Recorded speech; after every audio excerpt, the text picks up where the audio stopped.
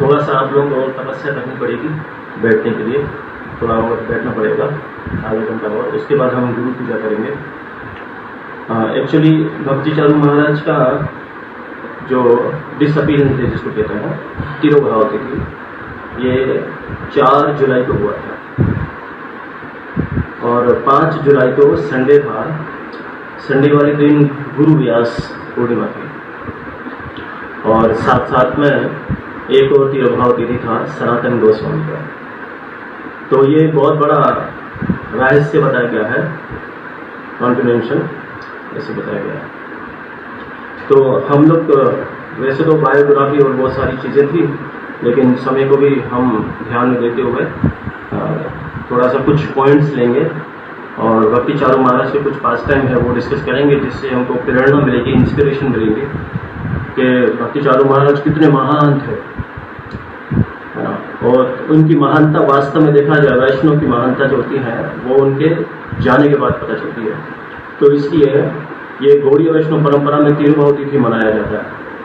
तो तिरुभाव जो फेस्टिवल होता है, उत्सव होता है, ये इसकी महानता ज़्यादा बताई गई है, क्योंकि वैष्णव जो प्रकट होता है तो उसके बारे में इतने लोग जानते नहीं, लेकिन जब वो अपना कार्य करता है, अद्भुत कार्य करता है और कार्य करके जब चला जाता है और अपनी छाप छोड़ के जाता है, उसी को तिरुभाव कहते हैं, ऐसे बताया। तो ये बहुत अद्भुत होता है और हम सब लोगों को उनकी कृपा प्राप्त होती है। तो सबसे पहली बात तो ये एक प्रिंसिपल है कि हमें ये नहीं सोचना चाहिए कि भक्ति चारू महाराज हमारे साथ में इस संसार में नहीं है ना, क्योंकि वैष्णव तो मरता ही जीने के लिए, श्री भक्तिविनोद ठाकुर बोलते हैं। और एक ऐसी कहावत भी बताई गई है कि जो अपने लिए जीता है, जो अपने लिए जीता है उसका मरण होता है, और जो दूसरों के लिए जीता है उसका सिमरण होता है। तो ये भक्ति चारू महाराज ऐसे वैष्णव। तो हमारे जो गौड़ीय वैष्णव परंपरा में है, हरे कृष्ण में जो वैष्णव है, सन्यासी हैं, आचार्य हैं, वो क्या करते हैं, वो अपने लिए नहीं जीते, वो हम सब बद्ध जीवों का उद्धार करने के लिए संसार में आते हैं, इसलिए उनका सिमरण किया जाता है, उसी को ही तिरुभाव तिथि कहते ऐसे बताया। तो ये ऐसा उत्सव है तिरुभाव, ऐसा फेस्टिवल होता है जिसको कहते हैं, एक हिसाब से देखा जाए कि विरह है यानी जुदाई, तो शोक प्रकट किया जाता है, और दूसरे हिसाब से देखा जाए उत्सव मनाया जाता है ना, क्योंकि उनकी महानता इतनी विशेष थी, इसी कारण से उनके लिए उत्सव मनाया जाता है ना। तो ये विरह का उत्सव है तिरुभाव, जिसको कहते हैं फेस्टिवल ऑफ द सेपरेशन। ये इतना विशेष बताया गया जो हम मनाते हैं तिरुभाव तिथि। तो कुछ पॉइंट्स हम डिस्कस करेंगे। रिजोरी ने जयप्रताप महाराज ने ये जो 4 पॉइंट बताए थे, इसमें बहुत महत्वपूर्ण गहरी शिक्षाएं थी, तो हम इतने कम समय में और ऐसी बद अवस्था में जल्दी समझ नहीं पाएंगे, है ना, इन आचार्यों का। तो इनका उठना बैठना चलना सब ट्रांसेंडेंटल है, दिव्य बताया गया, जैसे भगवान का है।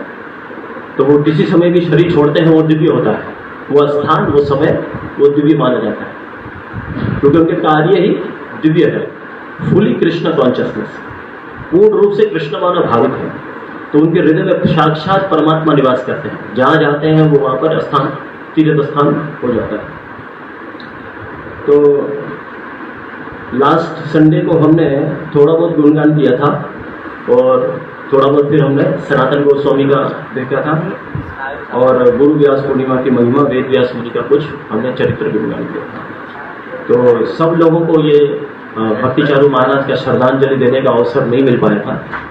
तो आज हम लोग जो भक्त लोग यहाँ पर उपस्थित हुए हैं, तो उन सब लोगों को भक्ति चारू महाराज को श्रद्धांजलि देने का ये मौका प्राप्त हो रहा है।